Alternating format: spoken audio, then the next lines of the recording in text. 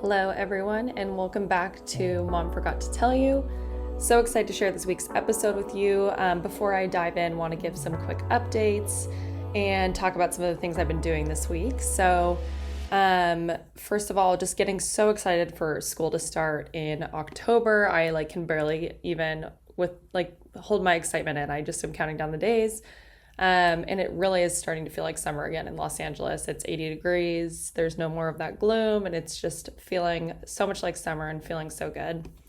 I am just so frustrated today because this sounds so silly, but Love Island is not on Hulu and they're not uploading any episodes. Apparently it's a issue with closed caption and music licensing, so hopefully they can figure that out soon. But this season has been extremely juicy if people have not been watching, and I'm just struggling to get through the day without knowing there's an episode. In other news, saw Barbie last night, which in my opinion, I didn't really love. I went in with really high expectations, I think, and I loved how they filmed it, and I thought the costumes and outfits were really great, and the set design, all of that was awesome. And the first 45 minutes I thought were spectacular, and the jokes around patriarchy and Ryan Gosling was really funny, and then it just felt like the end got a little scrambled, and there wasn't really, a point A to point B. The plot just seemed a little all over the place to me, but curious to hear other people's thoughts. I'm really hoping to see Oppenheimer later this week, but it's apparently filled until end of next week, so hoping that my expectations are higher on that one. I might try to give Barbie another chance, but just my thoughts. And one thing I want to start doing at the beginning of all of these episodes, share one thing that my mom forgot to tell me, and then also tiny things that I appreciate. So let me know if you enjoy this segment, if you want to get a shout out in this segment as well. So today, woke up, it was sunny outside. So obviously the tiny thing I appreciate today is just the sun, and I feel like it always gives me a good start to every day if I know the sun is shining. Obviously, it's out of my control, but when it does happen, I do appreciate it. And then the things that my mom forgot to tell me. So one thing I will share this week is I love natural remedies to things, and my mom does as well, but I have been having so many problems with bloating in the past, and can never really find a good mixture of things. And whenever I ask my mom, she's like, "You're not bloated." So that doesn't help. But one thing I've recently been mixing and trying is peppermint tea after meals, and also L-glutamine, which is my new favorite supplement ever. If you saw my Instagram post on the summer starter pack, I threw that in there, and it's my favorite new supplement. I feel like I digest so well, and it's helped me so much, and so highly recommend that to everyone. And the peppermint tea is key also, and it's also just kind of a nice treat. So really love that. For today's episode, I am chatting with Maddy Ellberger, and she is a clinical social worker. So she has her doctorate in clinical social work, and she has done a lot of work around cognitive behavioral therapy and dialectical behavioral therapy, so CBT and DBT. She also has a lot of work around mindfulness-based stress reduction, cognitive processing for trauma, etc. She has really done it all. I'm super impressed with her background and have really enjoyed chatting with her. I hope that you learned something from this episode. I know DBT is something I really want to study when I do go back to school in the fall. So it was great to hear from her and hear her experience as a DBT therapist.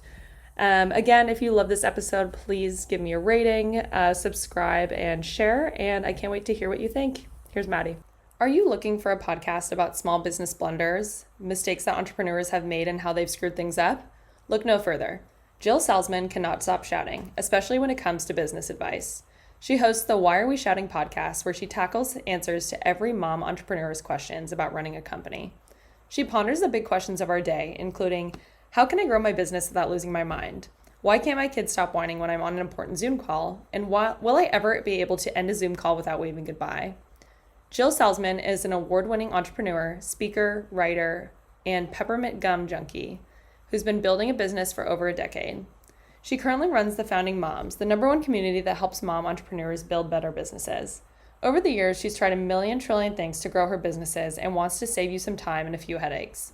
Above all else, she's certain of one thing. She does not know what she's doing. And if you feel like you don't either, tune in to jillsalzman.substack.com or look for the Why Are We Shouting podcast wherever you listen to your podcast. They will be linked in the show notes. Hi, Maddy. Welcome to the podcast. How are you doing today? I am pretty okay. Thank you for having me here. I'm excited about this. Yeah, me too. And thanks for coming on, even though you're pretty okay. Appreciate it. It's a pleasure to be here. This will make my evening better. So, love it. Love it. So you're a clinical social worker / licensed therapist, but you specialize in CBT, DBT, and some mindfulness-based techniques. So that's a total mouthful. And I'd love to specifically just ask about how, just to start off, how you got to where you are today and how you really started your interest in social work and therapy. Sure. So I was an undergrad. I went into undergrad in 2007, thinking that I was like going to be an attorney for whatever reason. Wow. And I was like, attorneys need to take econ. So I was like, registered for an econ class. I had taken a bunch of APs and gotten 5s on them. We didn't have AP econ back in the day. So like, I was like, I have to take this class. And I was like, this class is not for me. And so because I had gotten a 5 on the AP psych exam, I was able to take like, not a 100 level psych class. So I think I took like social psych and I was like, oh, I'm really good at this. So I'm going to do this. So it was really like a very smooth transition to me, like to just kind of fall right into psychology. It never felt like a burden to me to like study for those tests or like be in those classes. When I was thinking about graduate school, I was less interested in research at the time. And so what I did was I got a dual master's. So I was in school for 4 years anyway, in clinical social work and early childhood, special and general education, thinking that like I would want to do peds and family work. And I worked at a DBT practice for 7 years. In that time, I also was getting my doctorate and in social work at that time. So I did that because I decided that I actually was really into research and academia. And I, in the course of my time at my former job, my former prior practice, I became a senior staff clinician, a clinical supervisor for DBT and CBT, and the head of both mindfulness-based programs and evidence-based trauma treatments. And then in August of 2021, I started my own practice, and that's where I'm at now. And I teach, I'm an adjunct professor at Columbia.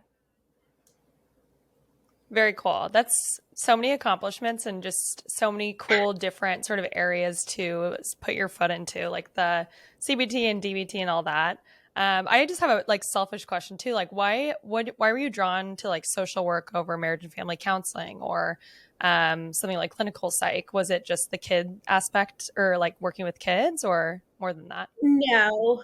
So MFT degrees are really not popular here. In New York, they're much more popular. Are you from California? Yeah. Yeah, you guys do the MFT route, both on the master's level and the doctoral level. We don't. You're either really a social worker or a psychologist here. And again, I didn't do clinical psych because in order to be a clinical psychologist in New York State licensed, you need to have a doctorate. And I really was less interested in research at the time. And I was like, this is the back door into therapy, and it's really only clinical work. And I'll get this other master so that I have all of this knowledge on development and yada, yada, yada. And then I ended up going back for my PhD because I was like, oh, actually, I do really want to do more research. So that was kind of the defining factor for me with regards to the way I practice and the way I was trained. I was always trained amongst psychologists. Interestingly, I have very few social worker colleagues, except for my best friend who runs an incredible practice in New York. That's Jennifer Teplin. I'll just shout out her practice, Manhattan Wellness. They are great. But aside from her, most of my training has been amongst psychologists because I went straight into private work. So, but that doesn't mean that, I think with regards to the way that social work like formulates and conceptualizes psychopathology. I relate more to that. I just think it's more holistic, and a lot of psychologists ends up treating from like a systems perspective, which is really like the core of social work. So it's all the same bullshit, honestly. It's all the same packaged a little. Yeah, 100%. Yeah, definitely. Totally makes sense. Yeah, the California people, it's very popular to do the MFT route. So nice. And then just in general, I have always wanted to go to DBT, but I know here in California, a lot of our practices are really intensive, and it's, hours of therapy and matched with group therapy. But I know now it's kind of becoming more of a practice where you can encourage DBT mindsets or skills within your practice. And so I don't know if that's necessarily true, nationally, but I would just love to hear just torn back, like, what is DBT in the first place, and how did it get started, and how did you become interested in it? Sure. So I will say that if you are looking for adherent DBT, you will be doing individual, group. You will be in a practice that has a DBT consultation team, and you will be entitled to phone coaching. The idea that DBT is more integrated into treatment now, like what I would say, and this is my own personal opinion as a provider, and I'm kind of a stickler for this stuff because I'm also a teacher. You want to be really mindful that somebody who says they're providing you with some sort of DBT like informed treatment has really extensive DBT training, because it is it's very specific. And I kind of have a stick up my where if about like people who say that they provide a treatment that they don't. It just dilutes the quality of the treatment and like the strength of the reputation of the treatment. So I think DBT is like trendy right now, which like I'm thrilled about because I think everyone can utilize DBT. And at the same time, dialectically, I really caution people to make sure you're doing your due diligence about who this person is that says they're providing any of these things that you're looking for. So that's just my caveat to kind of what you said, what you mentioned. DBT. Okay, so what is DBT? DBT is a cognitive behaviorally based treatment that's behaviorally focused, right? So we're a big B, little c at treatment, less cognitive stuff, more behavioral interventions, that is geared towards helping people who have impulsive behaviors, difficult relationships, potentially dangerous behaviors like suicidal or self-injurious behavior, as a result of extreme emotion dysregulation, which could be borderline personality disorder or could be something else. So it's essentially a blueprint on understanding where you're like what the function of all the stuff that you do is, right? Because I believe that everything is learned. So why am I doing what I'm doing? What emotions? How do I like label that? How do I, figure out my emotions, et cetera, or identify them so that I can then get my emotional needs met, or like, be the person that I want to be in relationships or whatever, express whatever I need to express effectively without engaging in an impulsive behavior or a dangerous behavior, without allowing my emotions to like run the show. That's my like 5. That's very cool. Good. Yeah, I love it. And I know there's 4 rules or pillars of DBT. So could you talk a little bit about each of those? Sure. So there are 4 sets of skills, 4 modules, if you will, of skills that we teach in DBT skills training group. And those are mindfulness, distress tolerance, emotion regulation, and interpersonal effectiveness. Do you want me to like go into each of those? I would love to. Yeah. Yeah. Okay, great. For everyone listening, I hope this is not boring, and I thank you for coming to my TED Talk. Okay. So mindfulness in DBT is like the foundation of everything we do. It's and again, mindfulness is a buzzy term. It's not necessarily the idea of like meditating or being still. It's in DBT, we really think about it as focused awareness. So the capacity, building up the capacity to be able to identify any, your internal experience and label accurately, descriptively, emotions, thoughts, physiological sensations, and behavioral urges. So like what you're being pulled to do. It slows you down enough to notice all of those things, and then you build up. The other side of it is you build up this focus or refocus muscles that helps you, if staying with that emotion or that thought process is not actually beneficial, if acting on that urge is not helpful, how do you refocus your attention and continuously refocus your attention so that you can be present in the moment that would be most useful to be present and participate in, right? So we can't really use a skill unless we are aware of the alternative, like the impulsive behavior, right? And that automatically requires mindfulness. So I like to say that everything is couched in mindfulness. And you'll hear us talk about like several, all the time, like different mindfulness skills. That's really kind of the foundation of DBT. Distress tolerance are what other people might call crisis intervention skills. So how do we get through a really high emotion moment without maybe not making it better, but definitely not making it worse? So not problem solving, and at the same time, like not acting on the urge, not doing the habitual pattern of responding that tends to not work for us, that we're trying to do differently. And it's the idea that in order to actually make maintain lifestyle changes that walk you towards your life worth living, you first have to stop doing the things that aren't helpful to you. Right. And learn how to stop doing those things. Yeah. And like I said, tolerate the distress, right? So experience the emotions without doing the impulsive behavior or the habitual behavior, whether it be sending an impulsive text or, whatever, drinking alcohol, whatever it might be, just like you're avoiding something, opening an email and deleting it instead of answering it, whatever it might be that's not helpful. How do you get through that moment without necessarily doing that thing? But also knowing that you might not feel better. You just want to practice getting through that moment. Emotion regulation, or what I like to refer to as the life worth living skills, DBT's like kind of tagline, Marshall Linehan's tagline is building a life worth living. And so in emotion regulation, we are learning like habits and patterns of behavior that are more lifestyle changes. They're not just that, like, how do I get through this moment skill? It's like, how do I create a lifestyle that is conducive to actually lowering the reactivity of my baseline?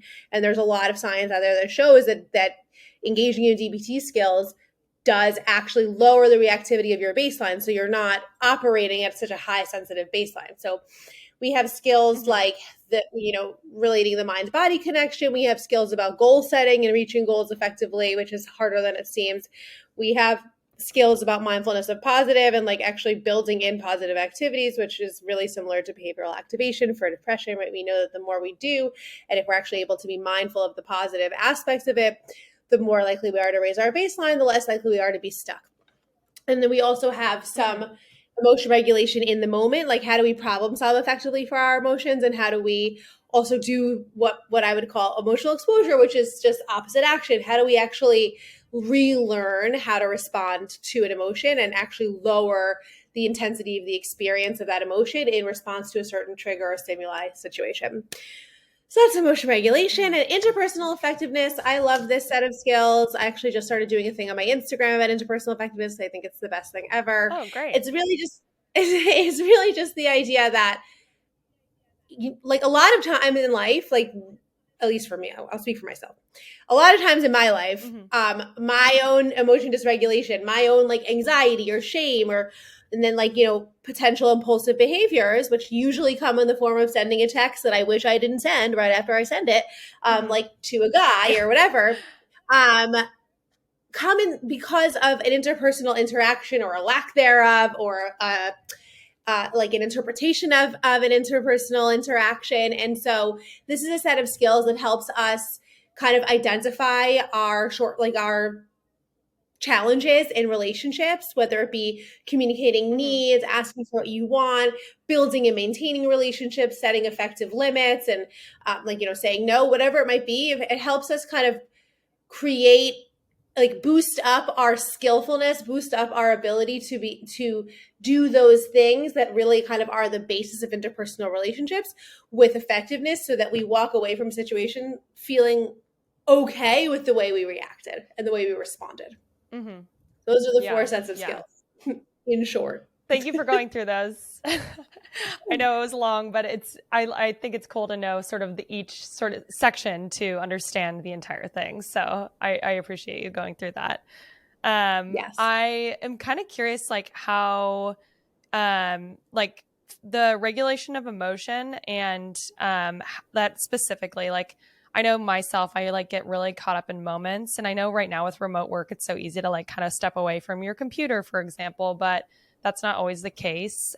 So like, I know right now I'm hearing a lot of people frustrated with work just in my personal life. And so if you're like really frustrated with your boss and you're like, I'm so angry right now and I want to yell at you, but I'm not going to do that. Like, what sort of DBT skill sets could we like bring into those situations, for example? So what you're referring to is actually not emotion regulation, it's distress tolerance, right? It's how do we get through a moment effectively without necessarily fixing the problem, but also definitely not making it worse. So like I got an email from my boss that really frustrates me. I want to send a rude response back would definitely make it worse in the short term and the long term, right? Yeah. Like, even though it would be emotionally satisfying, like, not the vibe if we're trying to like keep our job, right? So, and also, not react in a way that makes us feel worse. Forget about the actual consequences for the job. You also have to think about the consequences of like how you will feel in the aftermath of this. So you're like, okay, I'm not going to do this. Right. I can't fix the problem right now because I can't talk to my boss effectively, whatever. Like, especially if we're super dysregulated, we actually can't, it's not indicated to problem solve in that moment because we also get cognitively dysregulated. Like, our thoughts get all jumbled and shit. So what do you do? And the short answer to that is basically anything, as long as you're doing it mindfully, right? It's the idea that we want to put time and distance between us and both the triggering situation and the ability to act on the urge, right? So we want to create scenarios where we actually can't act on an urge, right, in that actual moment. And we're also not engaging with the trigger. We're not like going back into our email and checking it because that's what that's going to infuriate you. And you're going to like end up sending the email because you just are human and that's what happens.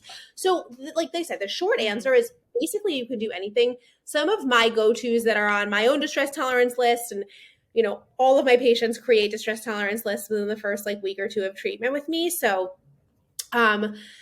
if you are a patient of mine and you're creating a distress tolerance list, I usually will have several kind of staples on there. I always start by asking somebody, what do you already do that distracts you?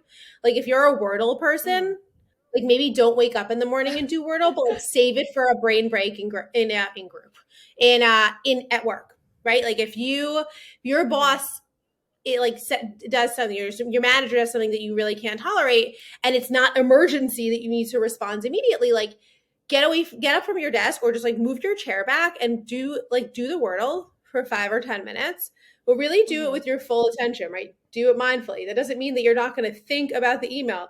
You have to notice yourself thinking about the email and bring yourself back to the Wordle, right? So anything you already do that's distracting, amazing. Try that. I also say, like, calling a friend or somebody, not to vent. Venting will actually just increase the intensity of the emotion or maintain it.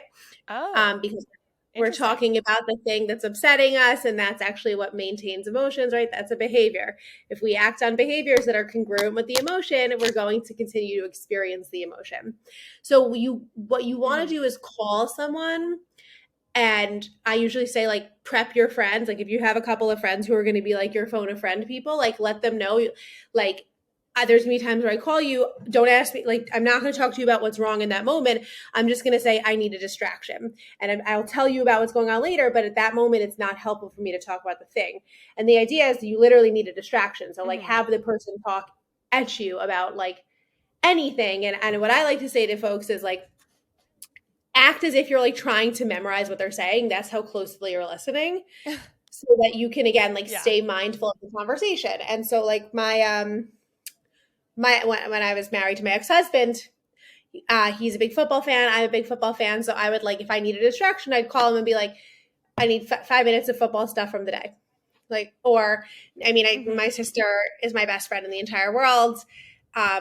She's not very available during the day because she has a super demanding job in finance. But from time to time, I'm like, I really need a distraction. I'm like, just tell me like literally anything. I'll be like, okay, like how many meetings do you have today? Like it doesn't actually matter the content. What matters is the capacity you have to be mindful in the conversation. So I love phone a friend. I love thinking about things that people already do that are distracting. There is a way to use social media effectively. People are like, well, I waste my time on social media. I really don't believe in those kind of like big dogmas, like you can do anything, almost anything effectively, except for like heroin. You can't do heroin effectively, but like you can use TikTok effectively. Yeah. You can use Instagram effectively, right? I definitely can you set do that. Yeah. Not heroin. You don't do heroin. You do Sorry. No. TikTok is my heroin. Right. Well, but it doesn't need to be, right? Like, meaning you can go on TikTok, and this is actually a skill that I recently picked up as a millennial. I'm not like of the TikTok vibe. But like I was going through this like weird situationship thing that that needed to end.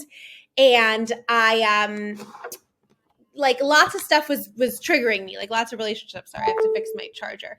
Lots of relationship stuff was triggering me. And so I had like a moment, I really had almost never opened TikTok. And I had a moment where I'm like, I'm going to look at makeup stuff on TikTok. And like, I don't even wear makeup. And I just got like sucked into it. And it was like something that I found to be like having nothing to do at all with the thing that was upsetting me. So I was like, okay, I need a reset. Like I'll give myself 10 or 15 minutes and then I'll put my phone down and I'll go back to whatever it is I was doing. If I'm a student, that means I might be studying or I'm in class. If I'm at work, that means I'm working, right? If you're a therapist, that means you're probably in between patients because you're definitely not doing that when you're seeing folks. So it's really, again, it's anything mindfully, which means with focused awareness. I was just going to say, it sounds like extreme presence almost, like, which is probably like a simpler term of what you're saying. Like I have trouble. Yeah. Like I have trouble. Like if I'm on a walk, I'm like on my Slack, for example, and I'm like reading messages and I'm like, I should not be doing this during my mindful walk. So stuff like that. Well, yeah, probably not, right? Like if it depends what your goal is, right? There's never really like in DBT we don't really say should, because there's never really like one right way. It's just like what's going to get you to your goal. If your goal is to zoom out of work for 15 minutes, then yeah, you need to be mindful of the urge to go on Slack and do something, open something else, or like put your phone back in your pocket or whatever it is, right? If you're just going on a walk to move your body, then you can go on Slack because it's not interfering with your goal, so it's really about what makes sense, what's going to get you towards your goal.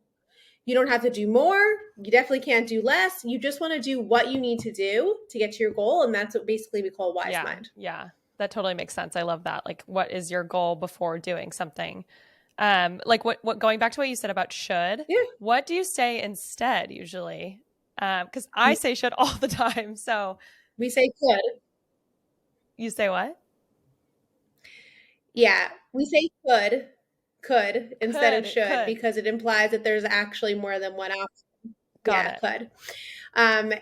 Because if you're like thinking dialectically, that automatically, like being dialectical says there's more than one truth that's present here, and I don't have to agree with all of them. That doesn't mean that one is more true than the other, right? And so could is really like a personification verbally of that idea, because it's that like you could do anything. Like you could also do the ineffective thing. It's just not necessarily going to get you where you want to go. There's no one absolute right way. And like this kind of thinking really fosters the capacity to problem solve better, right? Like to be able to say like, this didn't go the way I wanted it to, not the way it should. This didn't go the way I wanted it to. What's another option for me to get to my goal? It might not look exactly the way I thought it was going to look, but that doesn't mean that the way I thought it was going to look was the ultimate only way for it to look. I'm going to remove should from Does that make my sense? vocabulary because I like this way of thinking a lot more. It feels more productive also just for yourself. Yeah. Yeah. It helps you stay more on planet Earth and less like kind of in the emotional like storm. Absolutely. One thing, That makes sense. 100%. Yeah.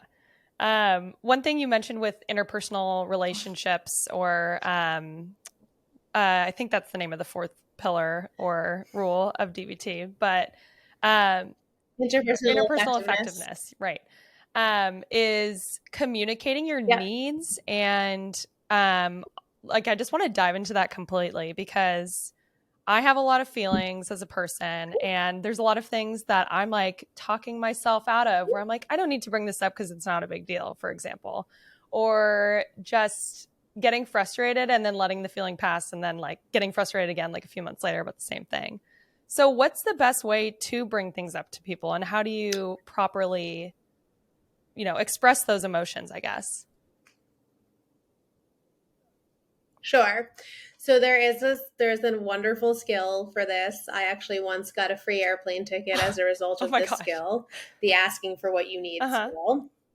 Yeah, I mean, it was a weird situation. Someone did it on the airplane and everyone was like, you don't, and I was like, that's so fucked up. And like, everyone was like, don't email them. It's not going to get you anywhere. And I'm like, no, I'm doing it. I'm definitely writing them an extremely skillful dear man. And I got a free ticket and then like another half a ticket. And I was like, all right, let's fucking go. Awesome. Like, this shit works.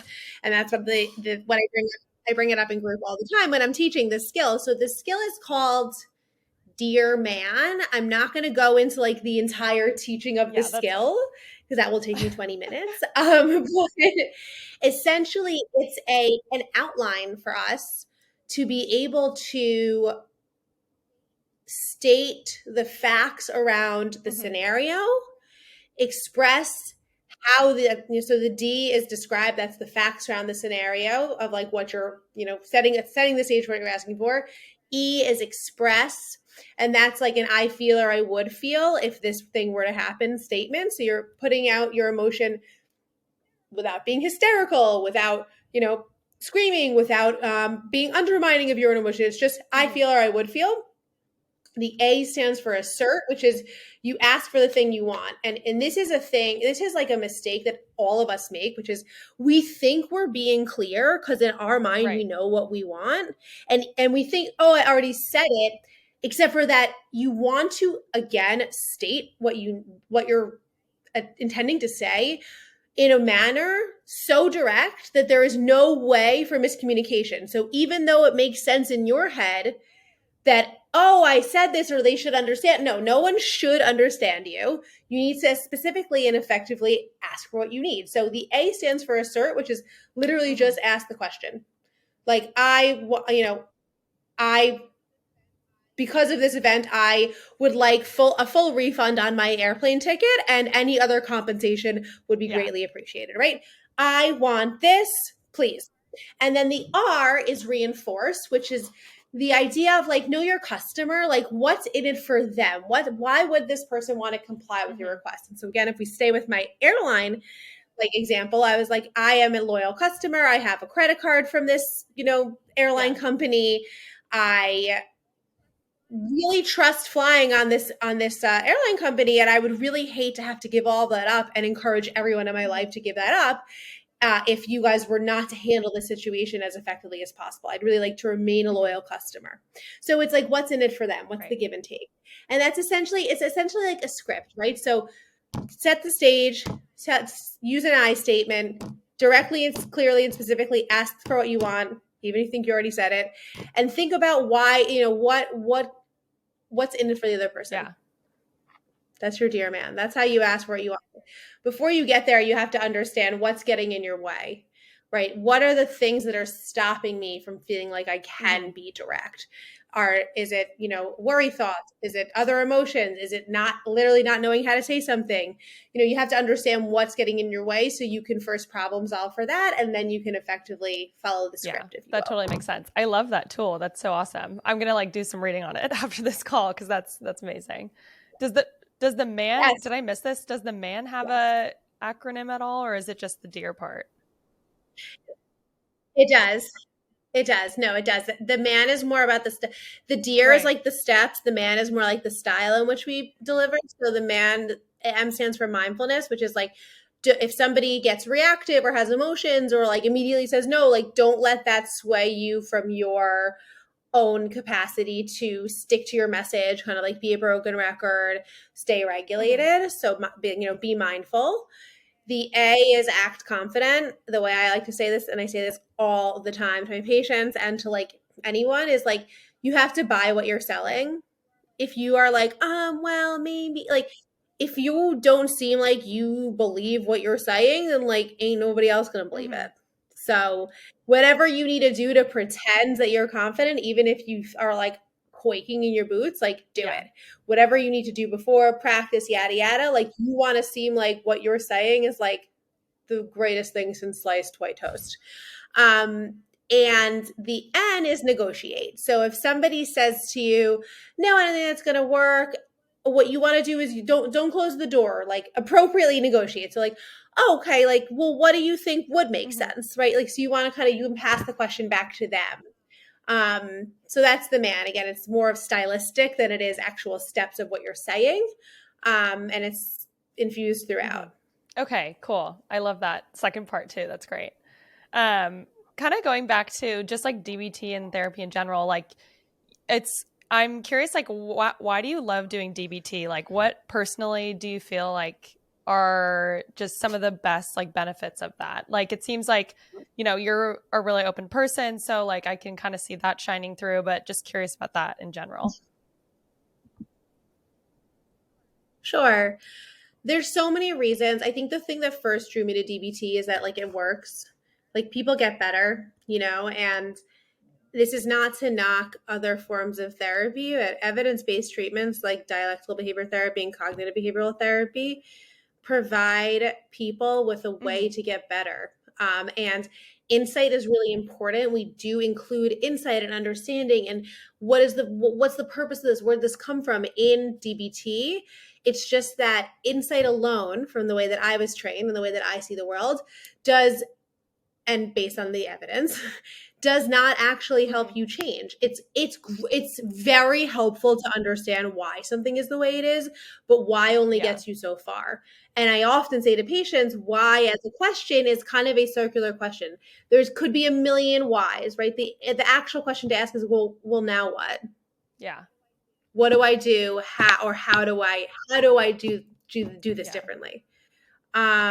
It's so that's number one. That's what originally drew me to Mm-hmm. DBT. I, as somebody who teaches and supervises DBT now, and I've been supervising for like 5 or 6 Wow. years and teaching as well. I'm old. I'm 30. Well, I'm not old. You're I'm not old. 34, but I've been out of school for 8 years.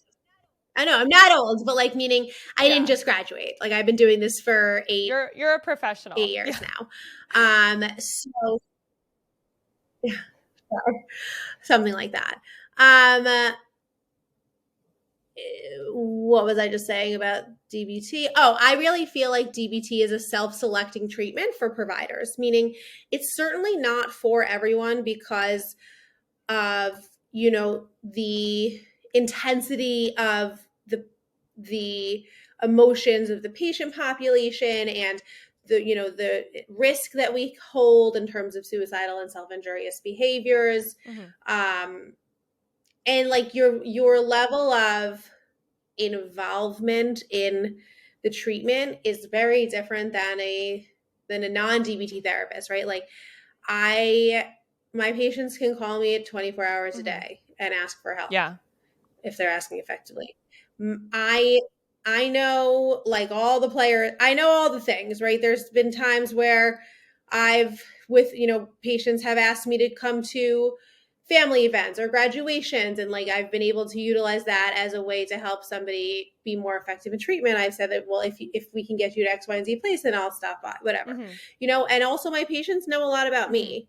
And if you hear Eileen Kelly talk about DBT in the episode that I did with her and the episode that she did on her own diagnosis of borderline personality disorder, and you hear Erin Foster talk about her DBT therapist, like it's a really, really genuine relationship. It's a super directive, honest treatment. Like the way that I'm speaking to you is actually probably like more professional than the way I speak to my patients. And like, again, my patients knew when I was going through a divorce, like I couldn't work. No, that's not true. When I was going through my divorce, I was fine.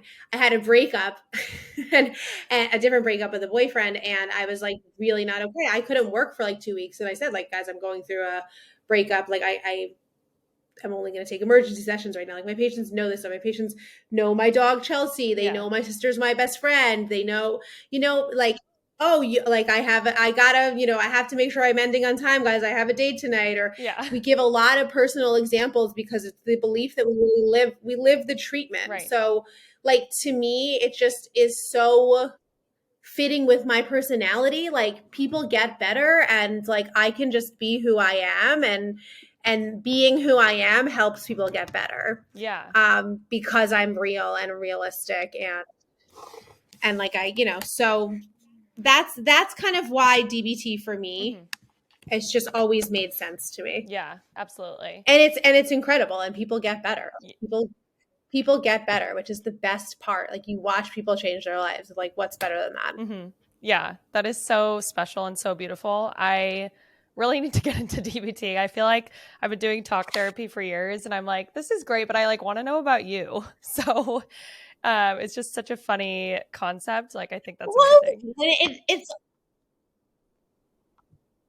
Well, I think it just depends, right? Yeah. Like what's the function for your therapist? Like, a lot of training involves like, don't disclose. That makes the treatment about you. The idea is that like, if I have something to say that's going to help my patient understands better or like relate to me better, therefore be more willing to follow the interventions and the hard work that I'm saying, why the hell wouldn't I say it? Yeah, absolutely. Like, what's the problem? You know what I mean? But it's not just like I come to therapy and I'm like, guys, listen to what I did today. Like that's not exactly how it goes. But it's, you find out about your therapist through examples and through conversation and through like getting to know them like an actual relationship. Yeah, absolutely. I love that. One thing I want to know too is just really like not fun maybe, but like tools you would not expect to hear about that are in the DBT toolbox. So maybe those like the stress tolerance tools that you mentioned earlier, like, are there any of those that, may be surprising to hear, but you think really work? Yes. So a lot of those fall into the category in distress tolerance that we call the TIP skills. And these are the skills that have to do with changing our nervous system cues from sympathetic, which is fight or flight, to parasympathetic, which is rest or digest. So this is like not cognitive at all. This is all fully behavioral. And it's like doing stuff that makes your body respond in a certain way. One of those is intense spurts of exercise. So I'm like, if you're about to have a panic attack or you're enraged, like set a timer for a minute and 30 seconds and do as many jumping jacks or burpees as you can. And people are like, fuck no. And I'm like, okay, well, then be miserable or have a panic attack, but don't call me because I'm telling you what to do. Right? So like, it's this idea that like, if we do a very short spurt of super intense exercise, it forces our heart rate up, and then, which then forces our body to bring our heart rate down, right? Again, that rest and digest parasympathetic nervous system, which slows down or pulls us out of fight or flight, which is of course panic, rage, etc. Another one, which is like super popular on the internet now, is like your face in cold water. People like, Tinks is calling it an ice bath, whatever the hell you want to call it. It's the idea that if you put just your face, doesn't need to be your whole head. Like we're not like washing our hair, but like if you put your face in really, really, really cold water and hold your breath and do that several times, I usually say like do it 10 times, you will feel your heart rate will go down because you are switching on something called the dive reflex, which is a reflex that we're all born with that tells our body that if it's submerged in really cold water, we're drowning and we're dying. And so we have to conserve oxygen. So you can actually force quit that, if you will, like make it go on. by dipping your face in cold water 10 times, holding your breath, Yeah. yada, yada. So those are two that I'm just like, well, these are just so random. And people are always like, I'm not doing this. And I'm like, you can always find a sing. Yeah. Go do it. Like, do you know what I mean? You can always find a bathroom skill to do jumping jacks in or high knees. Go Yeah. do it, right? Like, why not? So I think those are kind of like funky and Yeah, different. it sounds so easy when you say it too, but in the moment you're like, oh, jumping jacks, like movement right now. I'm sure that's always hesitate. Yeah, people are hesitant. Yeah. I always thought the ice water thing was like Nothing about doing. Oh, go ahead. I was going to say, I thought the ice water thing was like anti-aging or for like a hangover cure. So it's good to know that that's also like a DBT skill. Maybe. Yeah, who knows? Yeah, but it's really quite originally like it's a regulation skill. And what I was going to say was nothing about behavior change, like nothing about learning how to do things differently is easy. Nothing. Like it's always easier to take the path of least resistance. And that's why it's really important that you like are like your therapist is like going to ride hard for you, because this is the hardest shit you'll do in your life. It just is, like, period. Yeah, like it takes work to be a better person and feel better. A shit ton of work. Absolutely. Well, my last question for you is just the name of the podcast. What did your mom forget to tell you? Oh my God, so much. My mom. I'm only half kidding. That's for my sister to hear. What did my mom forget to tell me, like, in my life? It could be anything, something funny. Like my mom forgot to tell me how to shave my legs, for example, like stuff like that. Or it could just be general life knowledge. Okay. My mom, I'm thinking about my actual mother, which is absolutely insane. My mom forgot to tell me that when you drink red wine, it's going to make your teeth purple, and that potentially will embarrass you in front of people that you don't want to have a purple mouth in front of. That's what my mom forgot to tell me. That's a good one. Drink responsibly, though, guys. Yeah, drink responsibly. Maybe red wine with a straw.